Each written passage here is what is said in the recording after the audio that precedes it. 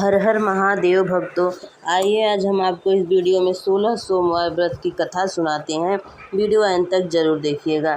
भ्रमण करने की इच्छा करके एक बार श्री भूतनाथ भगवान भोलेनाथ माता पार्वती के साथ भूलोक में आए। भ्रमण करते करते दोनों विदर्भ देश के अंतर्गत अमरावती नाम की अति रमणीय नगर में पहुँचे। अमरावती नगरी अमरापुरी के सदृश सब प्रकार के सुखों से परिपूर्ण थी। उसमें वहाँ के महाराज द्वारा बनवाया हुआ अति रमणीय शिव जी का मंदिर भी था। भगवान शंकर भगवती पार्वती के साथ उस मंदिर में निवास करने लगे।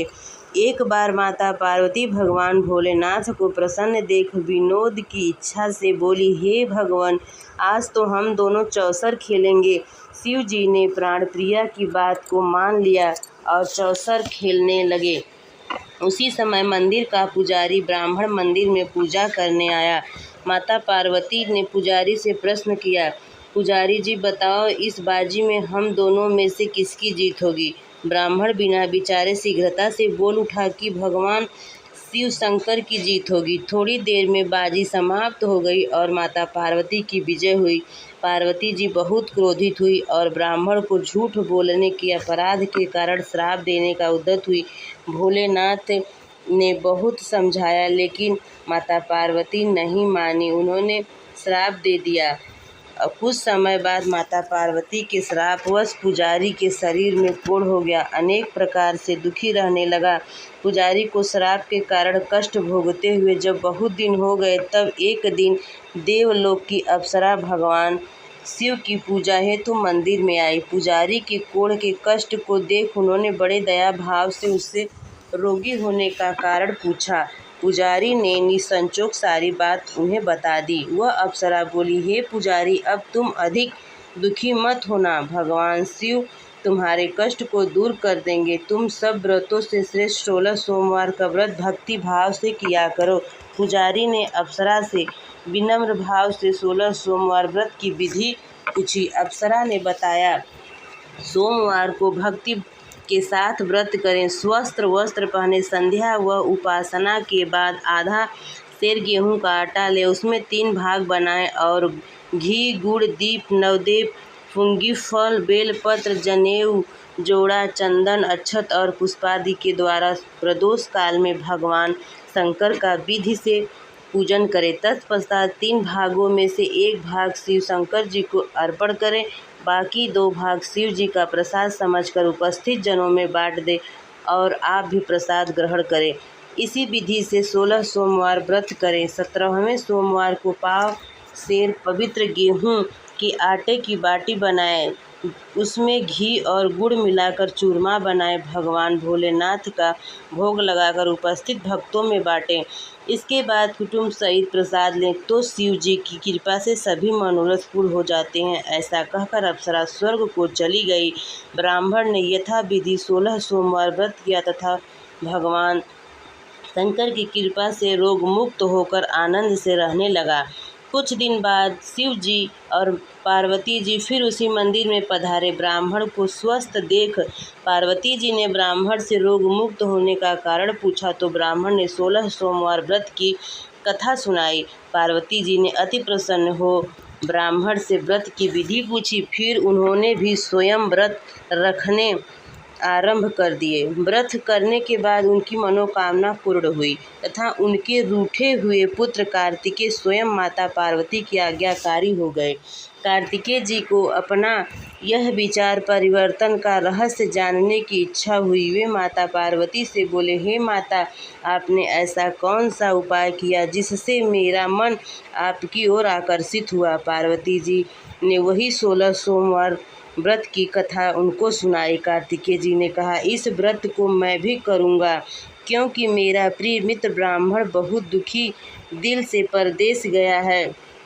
मेरी उससे मिलने की बहुत इच्छा है। कार्तिकेय जी ने भी इस व्रत को किया और उनका प्रिय मित्र मिल गया।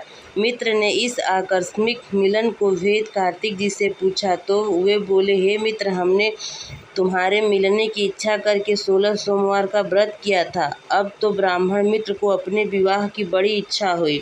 उसने कार्तिक जी से व्रत की विधि पूछी और यथा विधि व्रत किया। व्रत के प्रभाव से जब वह किसी कार्यवश विदेश गया तो वहाँ के राजा की लड़की का स्वयंवर था। राजा ने प्रण किया था कि जिस राजकुमार के गले में सब प्रकार श्रृंगारित हाथनी माला डाल देगी, मैं उसी के साथ अपनी प्यारी पुत्री का विवाह कर दूंगा। शिव जी की कृपा से वह ब्राह्मण भी स्वयंवर देखने की इच्छा से राजसभा में एक ओर बैठ गया। नियत समय पर हाथिनी आई और उसने जयमाला उस ब्राह्मण के गले में डाल दी। राजा ने अपनी प्रतीक्षा के अनुसार बड़ी धूमधाम से अपनी कन्या का विवाह उस ब्राह्मण के साथ करा दिया।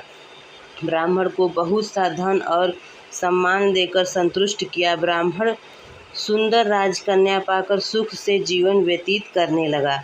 एक दिन राजकन्या ने अपने पति से प्रश्न किया, हे प्राणनाथ, आपने ऐसा कौन सा भारी पुण्य किया था जिसके प्रभाव से हाथिनी ने सब राजकुमारों को छोड़कर आपके गले में वरमाला डाल दी थी। ब्राह्मण बोला, हे प्राण प्रिय, मैंने अपने मित्र कार्तिकेय जी के कथा अनुसार 16 सोमवार का व्रत किया था, जिसके प्रभाव से मुझे तुम जैसी स्वरूपवान पत्नी की प्राप्ति हुई। व्रत की महिमा सुनकर राजकन्या को बड़ा आश्चर्य हुआ। वह भी पुत्र की कामना करके व्रत करने लगी।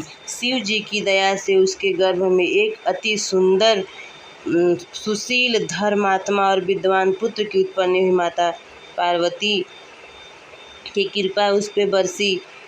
माता पिता दोनों उस देवपुत्र को पाकर अति प्रसन्न हुए और उनका लालन पालन भली प्रकार से करने लगे। जब पुत्र समझदार हुआ तो एक दिन उसने अपनी माता से प्रश्न किया, हे माँ, तुमने ऐसा कौन सा व्रत एवं तप किया जो मेरे जैसा पुत्र तुम्हारे गर्भ से उत्पन्न हुआ। माता ने 16 सोमवार व्रत की कथा पुत्र को बताई। पुत्र सब तरह से मनोरथ पूर्ण करने वाले इस व्रत के बारे में सुनकर तो वह भी राजाधिकार पाने की इच्छा से हर सोमवार को यथाविधि यह व्रत करने लगा।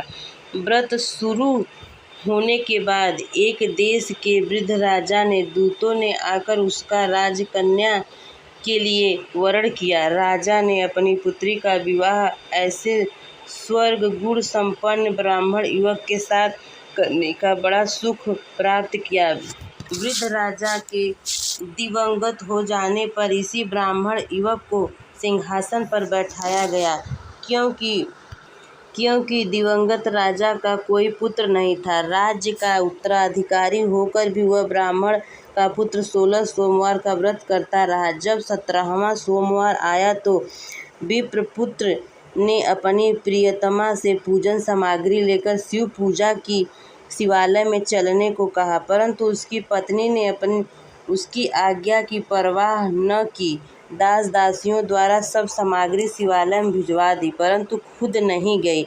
जब राजा ने भगवान शंकर का पूजन समाप्त किया तब आकाशवाणी हुई, हे राजा, अपनी इस रानी को राजमहल से निकाल दे, नहीं तो यह तेरा सर्वनाश कर देगी। आकाशवाणी सुनकर राजा ने आश्चर्य का ठिकाना नहीं रहा। उसने मर्तडागृह में आकर अपने सभासदों में बुलाकर पूछा, हे मंत्रियों, मुझे आज आकाशवाणी सुनाई दी है कि राजा अपनी इस रानी को निकाल दे, नहीं तो यह तेरा सर्वनाश कर देगी। राज्य में मंत्री तथा सभासद आदि सब विस्मित और दुखी में डूब गए, क्योंकि जिस कन्या के कारण राज्य मिला है राजा उसी को निकालने की बात कह रहा है, यह कैसे हो सकेगा। राजा ने अपनी पत्नी को राजमहल से निकाल दिया। रानी दुखी हृदय भाव को राजा कोसती हुई नगर से बाहर चली गई। बिना पत्राण फटे वस्त्र पहने भूख से व्याकुल होती हुई वह धीरे धीरे चलकर एक ग्राम में पहुंची। वहां एक बुढ़िया सूत काटकर बेचने जा रही थी।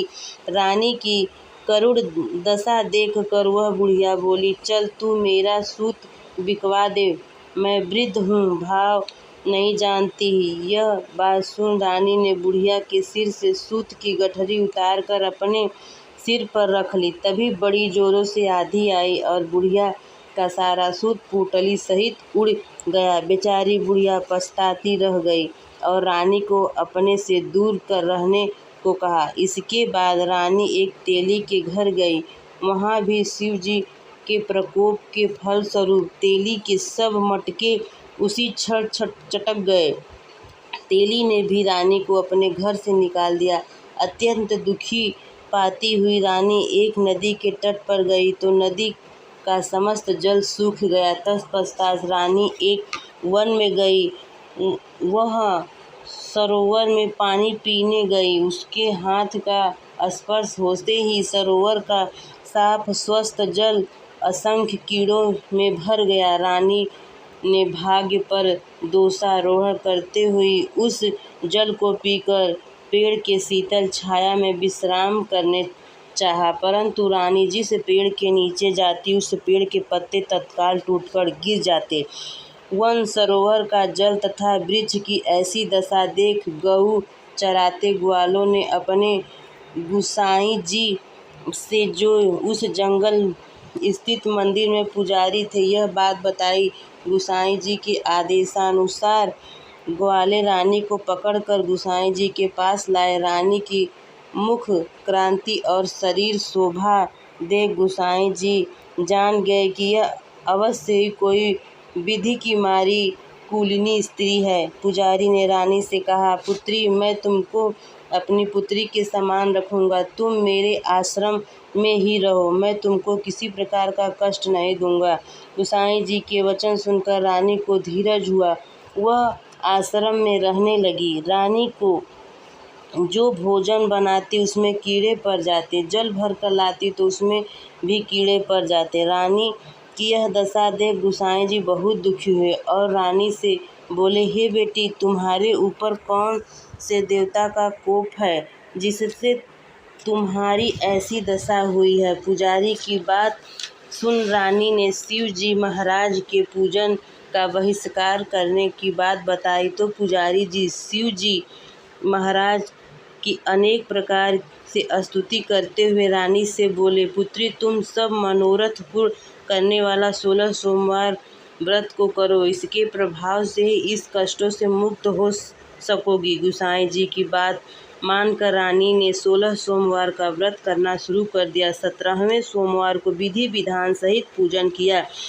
उस पूजन के प्रभाव से राजा के हृदय में विचार उत्पन्न हुआ कि रानी को गए बहुत समय व्यतीत हो गए, न जाने कहाँ कहाँ भटकती होंगी, उसे ढूंढना चाहिए। यह सोच रानी को तलाश करने के लिए राजा ने चारों दिशाओं में दूत भेजे। वे दूत रानी को ढूंढते हुए पुजारी के आश्रम में पहुँचे। वहाँ रानी को पाकर पुजारी से रानी को अपने साथ ले जाने का आग्रह करने लगे, परंतु पुजारी ने मना कर दिया। दूत चुपचाप लौट आए और राजा को रानी की बात बतलाए। रानी का पता पाकर राजा स्वयं पुजारी के आश्रम में गए और पुजारी से कहा, महाराज, जो देवी आपके आश्रम में रहती वह मेरी पत्नी है। शिव जी की कोप से मैंने इसके त्याग कर दिया था। अब इस पर से शिव जी का प्रकोप शांत हो गया है, इसलिए मैं इसे लेने आया हूँ। आप इसको मेरे साथ जाने की अनुमति दीजिए। गुसाई जी ने राजा के वचन को सत्य समझकर रानी को राजा के साथ जाने की आज्ञा दे दी। गुसाई की आज्ञा पाकर रानी प्रसन्न होकर राजा के साथ महल में आई। नगरवासियों ने नगर द्वार तथा नगर को तोरण एवं बदनवारों से सजाकर विधिवत वेद मंत्रों का उच्चारण कर अपनी महारानी का स्वागत किया। ऐसी अवस्था में रानी ने पुनः अपनी राजधानी में प्रवेश किया। इस दुखी में राजा ने ब्राह्मणों को अनेक तरह से दान आदि देकर संतुष्ट किया। याचकों को धन धान्य दिया। नगरी में स्थान स्थान पर सदाव्रत खुलवाए जहाँ भूखों को भोजन मिलता था। इस प्रकार से राजा शिव जी की कृपा का पात्र हो राजधानी में रानी के साथ पूजन करते हुए अनेक तरह के सुखों को भोगता 16 सोमवार का व्रत करने लगा। विधिवत शिव जी की पूजन करते हुए इस लोक में अनेक सुखों को भोग करने के पश्चात दोनों शिवपुरी को पधारे। जो मनुष्य मनसा वाचा कर्मणा भक्ति सहित 16 सोमवार का व्रत एवं पूजन आदि विधिवत करता है, वह इस लोक में समस्त सुखों को भोग कर अंत में शिवपुरी को प्राप्त होता है। यह व्रत सब मनोरथों को पूर्ण करने वाला होता है। आप सबकी भी इच्छा हो तो यह व्रत करें और भगवान भोलेनाथ माता पार्वती का आशीर्वाद प्राप्त करें, जिससे आप सभी की भी मनोकामनाएं पूरा हो जाएं। अगर हमारी वीडियो आपको अच्छी लगी हो, थोड़ी सी भी जानकारी समझ में आई हो, तो प्लीज़ हमारे चैनल पर अगर आप नए हैं तो सब्सक्राइब कर लीजिएगा, वीडियो को लाइक कर दीजिएगा। बहुत मेहनत लगती है भक्तों, वीडियो को लाइक कर कमेंट